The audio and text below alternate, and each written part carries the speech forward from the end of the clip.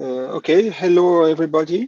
So today is the sixth workshop of the JPEG DNA ad hoc group. So today we focus this workshop on the noise simulator introduced when doing chemistry for DNA storage. And the workshop will focus on MESA, which is an automated assessment of synthetic DNA fragments and simulation of DNA synthesis, storage, sequencing, and PCR errors. So we will have two talks today, two talks, and which correspond to two parts of the presentation of this solution. So the first talk will concern an overview and general usage of MESA and will be given by Marius Welzel. So Marius is a PhD student at Philipps University of Marburg under the supervision of Professor Dominique Heider. And the research of Marius are focused on the development of encoding and decoding algorithm for molecular data storage systems, machine learning-based prediction of DNA mutation events, and the development of workflows for the processing and statistical analysis of sequencing data. The second talk will be given by Michael Schwartz, and will be about customization, management, and interfacing. So Michael is also a PhD student at the University of Marburg under the supervision of Professor Bernd Freischleben. And the main focus of Michael's research is on coding schemes, especially for DNA and molecular storage systems. So Marius and Michael, so I give you the floor for 1 hour for your presentations. Thank you very much for the kind introduction. I will share my screen now. I hope you can all see it. Yeah, it's okay for me. So welcome everybody, and thank you all for joining, and especially special thanks to the JPEG committee for inviting us today to hold a presentation regarding MESA, our web-based tool for the assessment on synthetic DNA fragments in light of constraints and simulation of DNA synthesis, storage, sequencing, and PCR errors. Now, as Mark already mentioned, we split the workshop in two parts.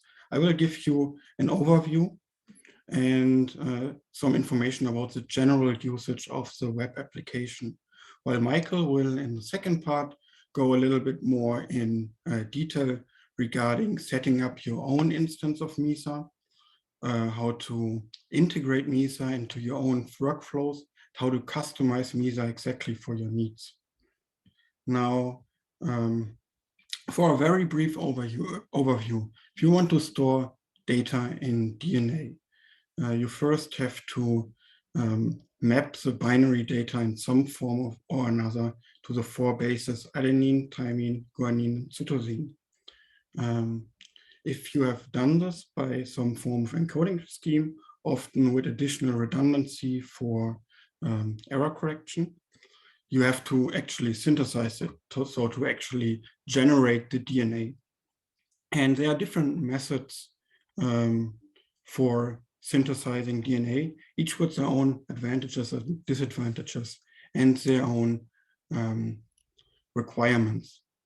Then for the storage itself, there are 2 main ways to store DNA currently. That is, for one, the in vitro storage, where the DNA is basically free floating in solution, or in vivo, where in which the DNA is inserted into a living cell to exploit the internal error correction functionality of the cell for DNA. Now, to then again digitize the, the data, it has to be sequenced. And for the sequencing, there are also multiple methods, or with different advantages and disadvantages. And with if you have then the sequential information from the sequencing, you finally have to decode the data again to your original binary data. Now, especially for the synthesis, the storage, and the sequencing part, you can't just use any kind of DNA sequence. So you are a little bit constrained in how the sequence can look. With the most common constraints being, for one, GC content that should be in the range of 40 to 60% in your encoded sequence, and preferably also in just small windows. It should be around 40 to 60%. Also, the generation of homopolymers these are longer stretches of the same base should be avoided, as these can lead to troubles during synthesis and especially sequencing. Some other motifs which are often a bit overlooked are, for one, undesired motifs.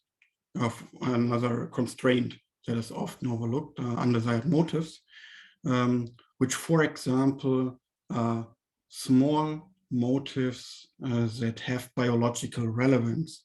If you then use in vivo storage and you have these small motifs in your DNA, this could lead to a loss of the DNA as the cell recognizes this motif and tries to remove the DNA. And also sequences that have a high likelihood of secondary structure formation could also lead to troubles during storage or sequencing. For example, sequences that form hairpins where parts of the same fragment binds to other parts of this fragment. Now, and these restrictions or constraints change quite rapidly and strongly with different choices of sequencing, synthesis, and storage methods. Now, furthermore, if you want to use DNA as a data storage device and want to develop codes, as Michael and I are working on, it is you can't really rely on classical channel models because they are made with traditional data storage in mind or data transfer in mind, and therefore some of the intricacies of DNA is lost. For example, besides substitutions where one base is just switched to another, common other errors include insertions, where a base is somewhere inserted and everything after it is shifted to the right, or deletions, where some base is removed from the sequence and everything after it is shifted to the left. And if we want to create good channel code or good DNA storage codes, it is helpful to have a way to simulate the DNA data storage channel in all of its intricacies. And this was one of the main factors that led to the development of MESA. Now, furthermore, we wanted MESA to be highly customizable, as the rapid technological progress that is happening in the field leads to quickly changing requirements and quickly changing constraints that should be reflected by any tools that are used for the simulation or the evaluation of DNA sequences for storage systems. Now, if you go to the MESA website and click on Simulate, you are first greeted with a little bit daunting interface, but I will go over it one by one, and starting with the error detection or evaluation, later on looking at the error simulation, and at the end looking at the secondary structure prediction. Now, if you have a single sequence, you can just put it here in this part and then change the parameters to your liking. So we have here that's a GC window. That is basically the window size in which the GC content is evaluated, and a K-mere window. A K-mere window is basically a sequence of length K, and how often this sequence of length K occurs in your input sequence. Furthermore, if you click on this Manage Undesired Motifs button, you open up a menu where we already have incorporated quite a lot of short DNA motifs, which could have some form of relevance for DNA data storage. Here, for example, shown sequences that are eukaryotic promoter recognition motifs or prokaryotic promoter recognition motifs, which would be, if they occur in the DNA, would be problematic if you do in vivo storage. Now, all of the motifs that are already integrated in MESA have a description and also a link to a publication that goes into detail for all of the sequences and why they are relevant. Of course, you can also add your own undesired motifs and give them custom error probabilities. Now, for the GC content, homopolymer length constraints and K-mere constraints, you can open these plots as shown here for the GC content, where the error probability is shown. For example, for a GC content, our standard parameters are between 40 and 60% GC in your chosen window has an error probability of 0%, while lower than 40% or higher than 60% GC content leads to a quick rise in error probability. But you can also, just by dragging around parts of the graph, change it to your liking.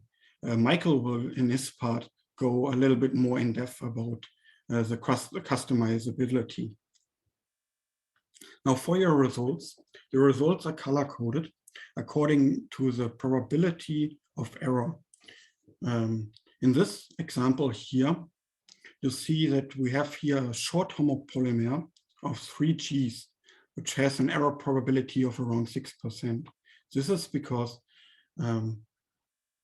under normal conditions with most synthesis and sequencing methods, a homopolymer of length 3 is not a problem. But if you have quite a lot of these short homopolymers, the error probabilities add up and it can lead to problems.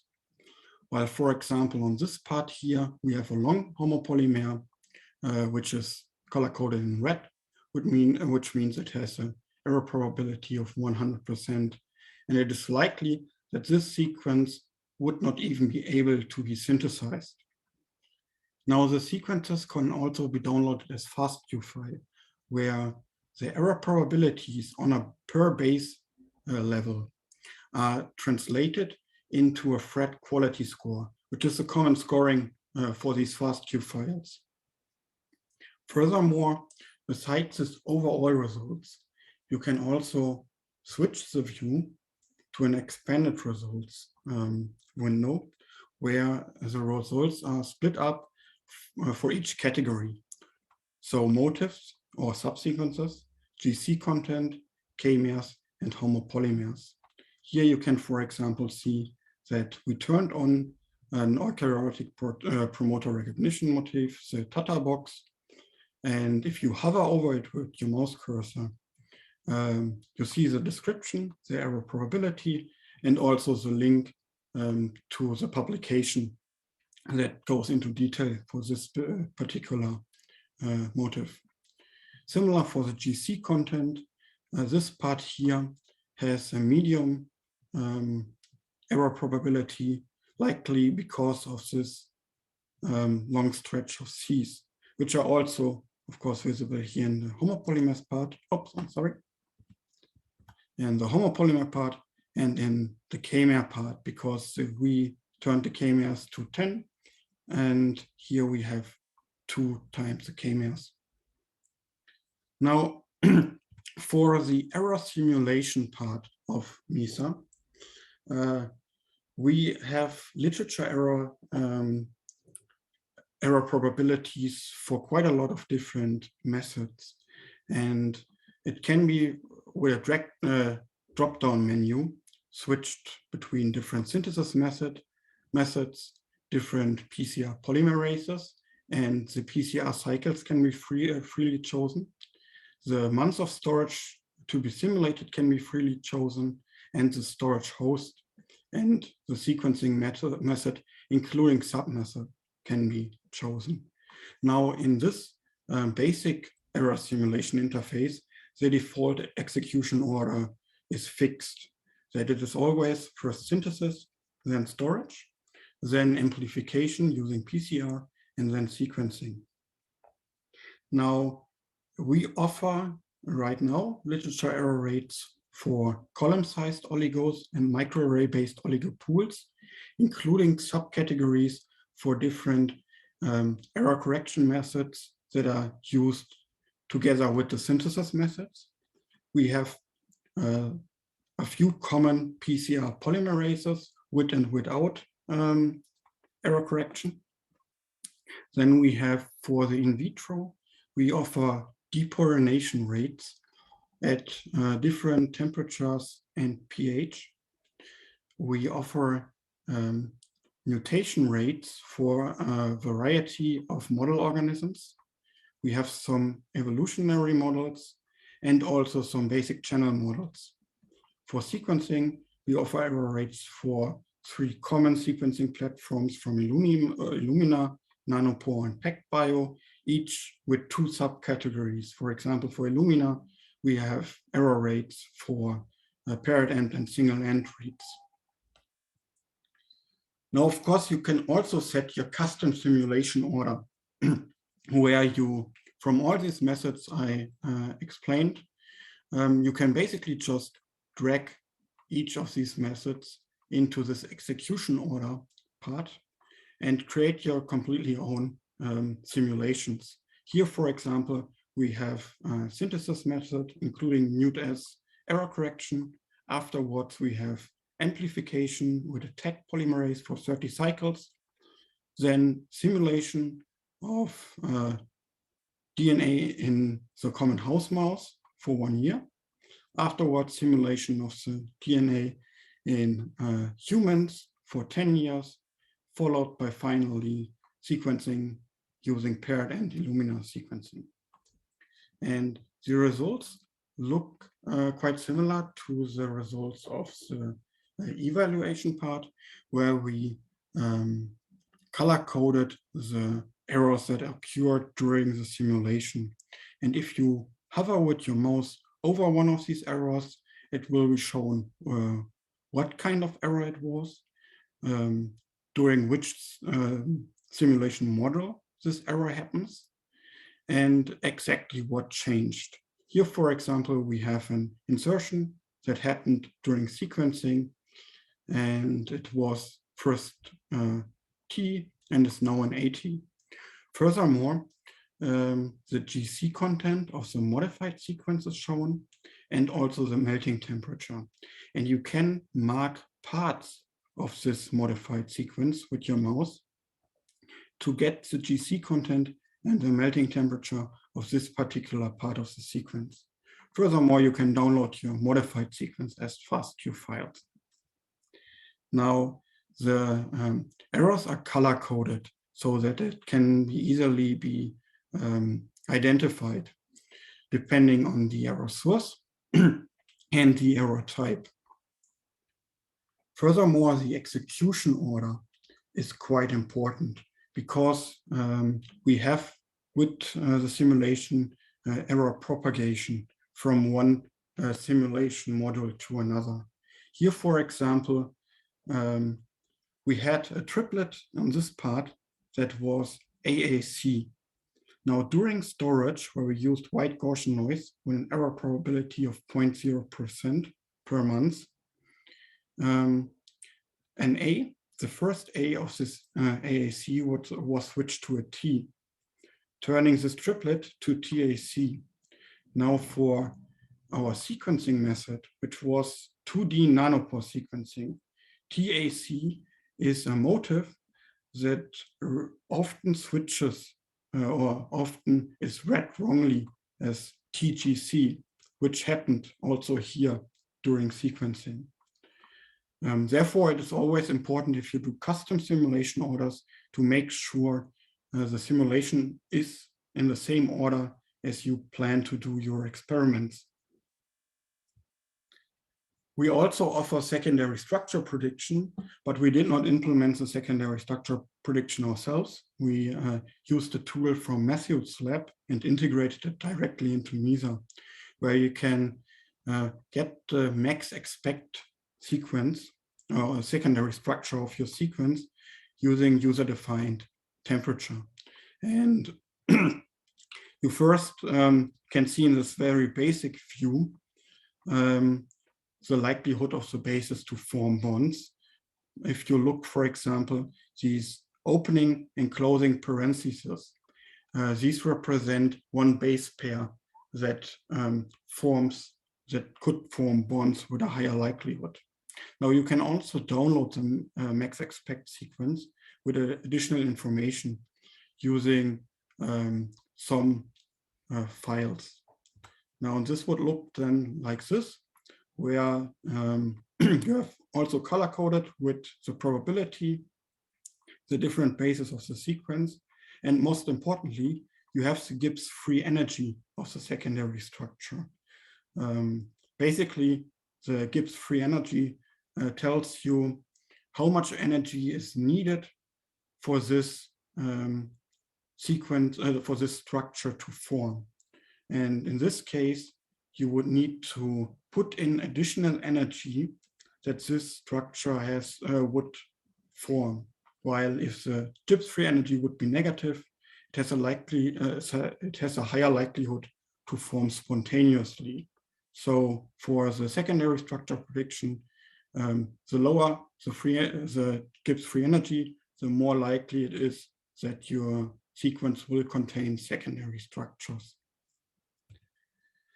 Now, up until now, I only showed you the simulation and the evaluation for a single sequence, but you can, of course, also use FASTA file and basically do the simulations or evaluations for multiple files simply by uploading a FASTA file using the Upload FASTA button, or just by dragging the FASTA file in the main simulation window.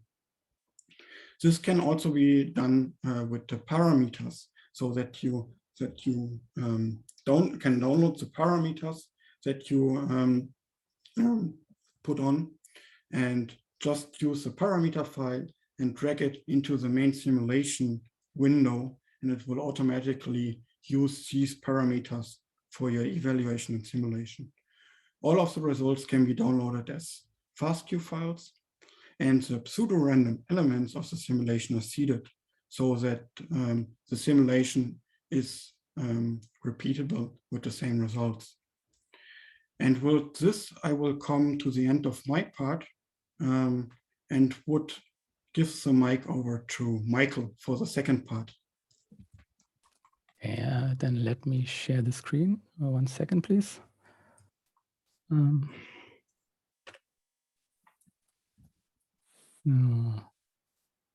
I hope you can see my screen. Thank you, Marius, for your talk. I'm going to talk about how you can customize MESA, you can manage your instance of MESA, and how you can interface your own tools with MESA. And I'm also going to give a little overview about some little functions that you can easily oversee when using MESA. So the first little tweak that you could easily oversee is, as Marius already told, the selection of subsequences. Marius already said you can get the GC content and melting point prediction for the subsequence. So I'm only going to say we use the default configuration from Primer 3, where we adapted the algorithm from. And while it is in JavaScript and you could probably change these concentrations, these are right now not changeable. So keep that in mind if you use the melting point prediction for subsequences. It is these exact concentrations that are chosen.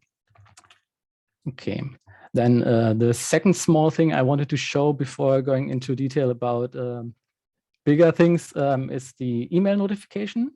By default, you can enable send email at the submit button, and then you'll have to enter your email.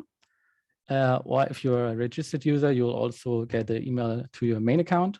But for long-running tasks and for fast queue files and faster files you input into Mesa, this will automatically be enabled. Since we have a shared system at Mesa that has no guarantees for speed, we have to enable someone to get the results if they don't want to wait for 10 minutes or even a day if it's a big sequence.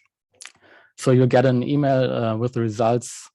And if you use the faster files as an input, you'll get, as you can see in the right, you'll get an email including the link for each and every sequence you have in your faster file, as well as a fastq file that will contain the simulated mutated sequences together with the thread score for each of the sequences, as well as the URL to each of the results you can look at in detail if you want.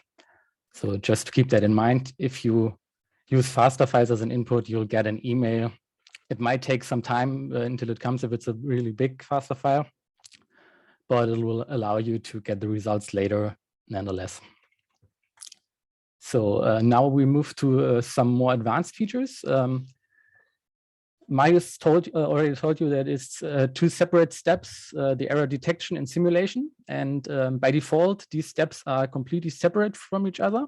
So the idea was to have an error detection that a user can set the minimal requirement for a sequence to be synthesizable by the company he chooses. And then after these requirements are met, then he can simulate the complete DNA storage cycle.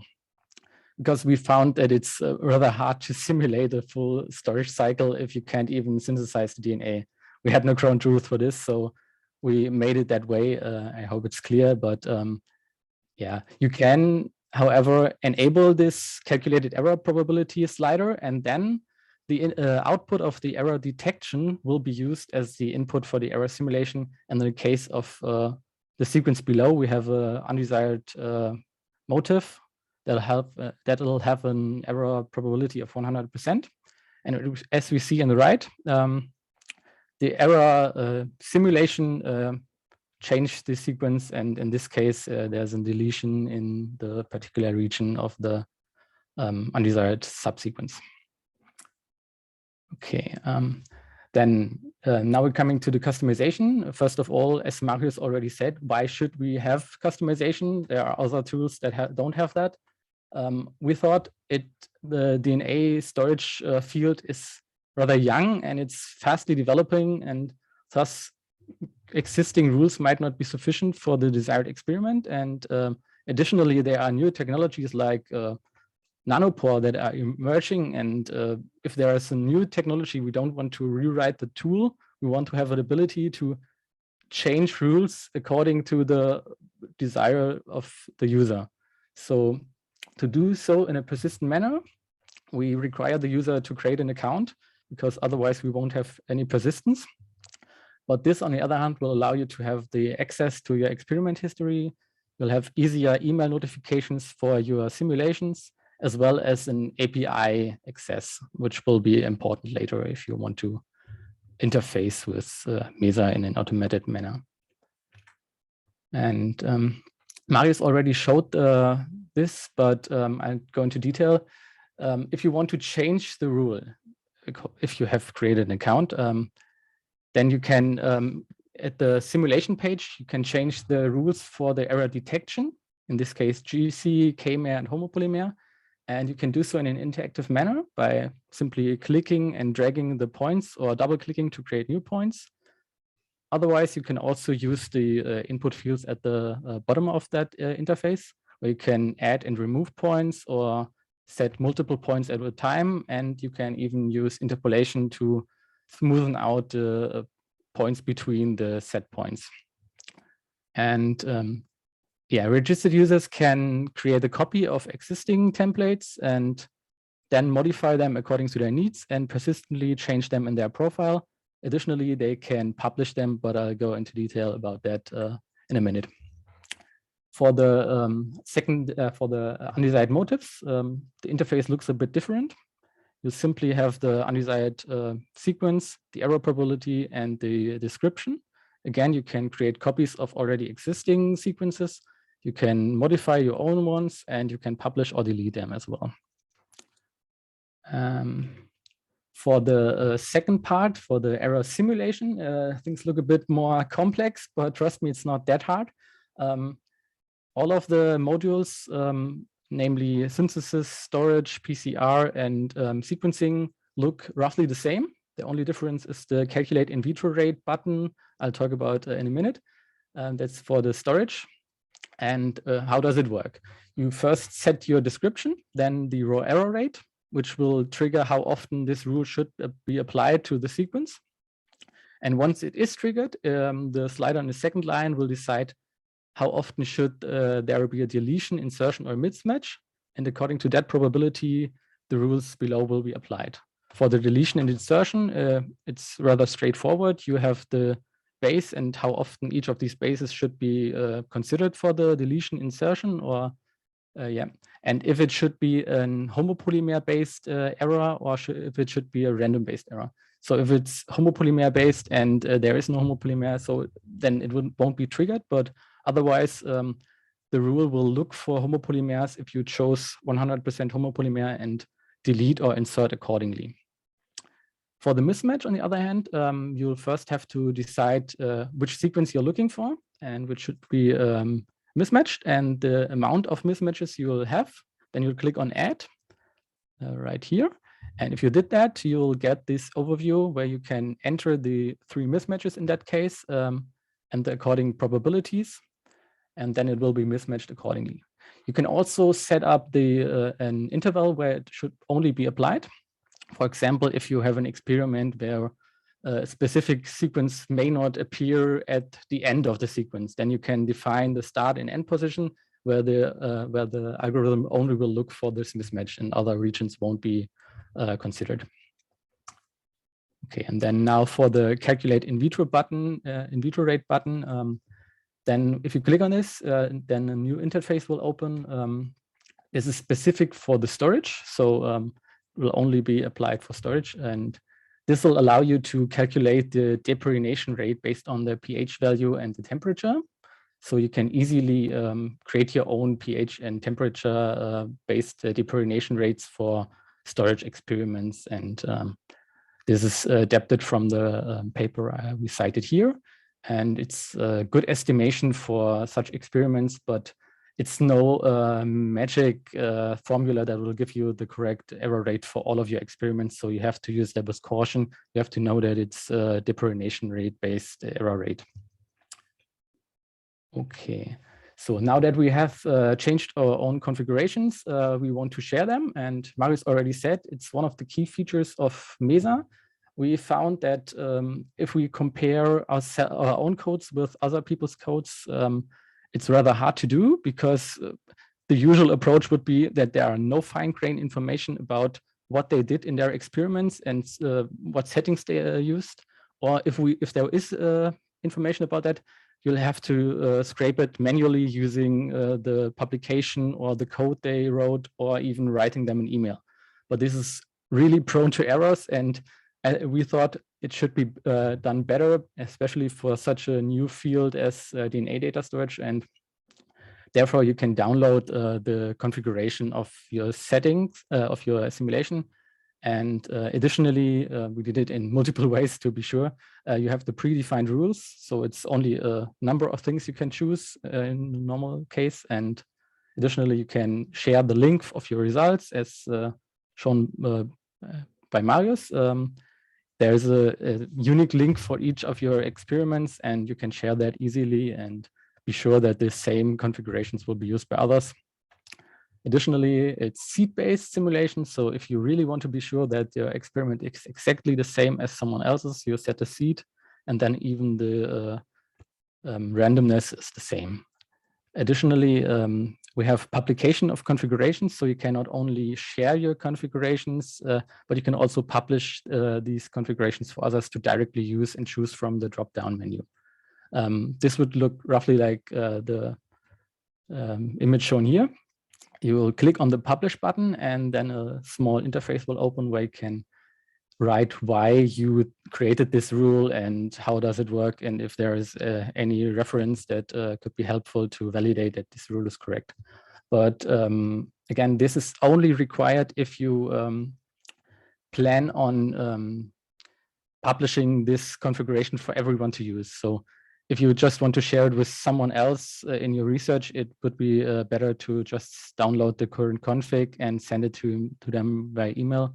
This is maybe only required if there's a new technology emerging, like the successor of Nanopore, and you want to create a new rule for this new technology for everyone to easily use. At least for the public instance of Mesa, you can do so however you want if you have your own instance, but it most likely is not necessary in the long run.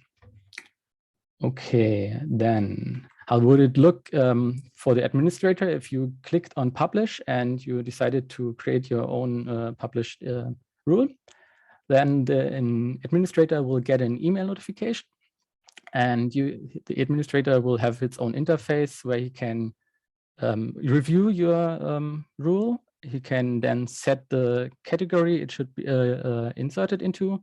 And if he clicks on publish, he will then see the interface I showed here earlier, where he can review your comments about this rule, and he can then decide to click on publish and publish it for everyone to easily use using the drop-down buttons at the simulation page.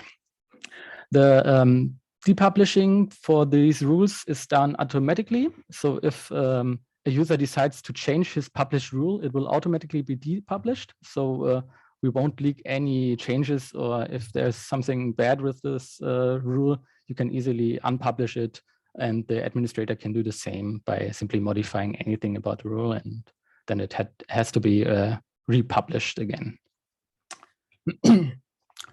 The administrator can additionally, besides all of the viewing all of the published rules, he can manage the users that are registered on this platform. He can change the email address, and most importantly, he can set the validation and admin flag. This validation flag is required if you have your own instance of Mesa where you did not set up email support. So in the normal case, you'd set up your register on Mesa and you'll get an email to validate that this email address belongs to you. But if you create your own instance of Mesa, this won't be possible if you did not set up email support. So the administrator would have to log in and manually validate each of the users that wants to participate in Mesa with an account. Additionally, you can grant the administrator rights so others can administrate Mesa as well. And maybe also interesting, the administrator will have an overview of the past results, so he can see and modify the expiration date of previous results, but he can't change the results. Yeah. So for the user profile, it's a bit less overwhelming. You have your own history, only your own results shared there. So if you have created simulations where you were not logged in, they won't show up here. So keep that in mind. If you plan on using Mesa, then you should probably create an account so everything is in the history tab. And you can click on the UUID on the left, and then these results will open. Additionally, you see the timeout for these results. So we store, by default, we store each result only for a year on the server. But if you have a requirement for a longer period, you can simply click on set expiration days. And for example, for publication, you want to have a 10 years, then you just set the expiration date for 10 years. Or you can additionally, and that's what I would recommend, also download your configuration so that it won't go away even if you forget to change the expiration days. Additionally, you can delete your results if there's something wrong, but that's not really required because they are on the server and won't hurt anyone if you won't share the UUID. Additionally, you can go to your account management and change your email address or password. And what I found what I like most about it is you can also enable dark mode in the account management. I can only recommend it. But yeah, that's all you can do in account management. And what's interesting probably the most for you is the API key you get when you register an account at Mesa, which you can then use to interface with your own tools.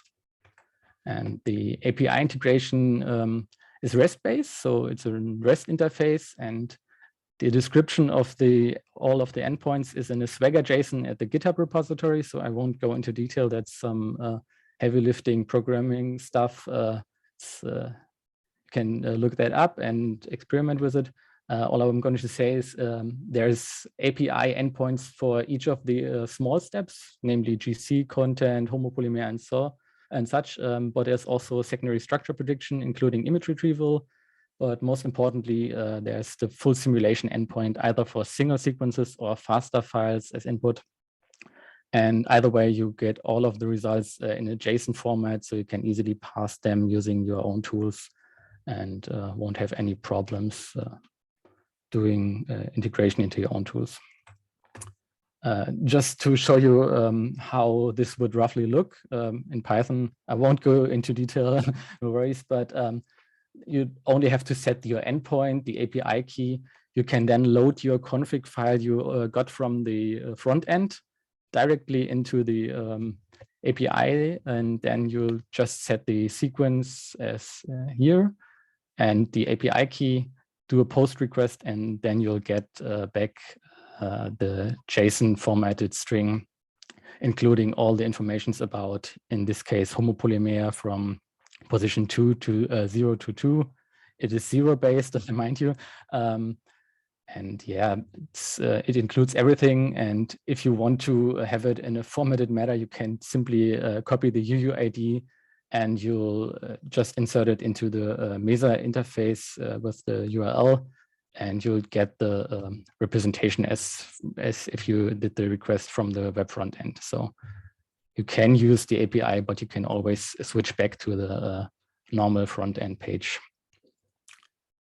So now we're going to talk about how you can set up your own instance of Mesa, and if you should do so. For small and non-critical experiments, I got to say, there's no need for a local instance. You can just use Mesa, there's no problem. It's fast enough. However, it is a shared service, and we have a rate limiting applied for all of our requests because we don't have that much resources. So for large and time-consuming calculations, or even sensitive experiments, if you have such things, it would be better to perform such calculations on your own local machine. And to do so, we have a Docker Compose file in our repository, which can help you to set up your own instance of Mesa in a few minutes. And you only have to apply 3 steps. You download Mesa from GitHub, change your Docker Compose file, just some small changes if you want to, and then run Docker Compose up -d if you want to run it detached mode, but that's not really necessary. And what do you have to change in your Docker Compose file? It's mainly the mail setup, which I can only recommend because otherwise you won't get emails for large files, for large sequences or for faster files, and you'd have to look up your history to get these. So I can only recommend setting up at least the mail server side of the Docker Compose file. Additionally, you can change the secret keys for cookie and session generation. However, this is only really required if you plan on making a public instance of Mesa for local and VPN guarded instances. That's not really necessary. Same goes for exception logging and Let's Encrypt or self-signed certificates, which are only required for public-facing endpoints. So the same applies for the database passwords because Mesa is running in a Docker container and in a Docker internal networking with the databases. You should not be able to access the database from outside of your own local machine where you're running Mesa. So it's only required if you want to harden your instance of Mesa for public usage. Okay. Additionally, you can set up load balancing for Mesa. this is what we are doing for a public instance of Mesa. So we have a single instance of each of the databases and multiple instances of Mesa, which are behind the load balancer to even out the load for even high demand. So in our case, we're using Nginx, but any load balancer should be fine. And it's working seamlessly with how we develop Mesa. And with that, I'm going to end my talk and just a quick conclusion. What is Mesa? Mesa is a system for error detection and simulation for DNA storage. And its key features are that it's fast, flexible, and configurable, which are the main reasons we developed Mesa. So we want to be able to share and publish results and configurations. And we want to have comparable results between multiple researchers and even our own department. And it's also easy to integrate in existing tools. So if you have access to the API, or if you want to use the faster files, it will both make it easy for you to integrate in tools in your own tool chain. And that's our email addresses and the URL for Mesa. And with that, I thank you for your attention. Thank you, Marius and Michael, for this nice presentation. So I'm sure that there are questions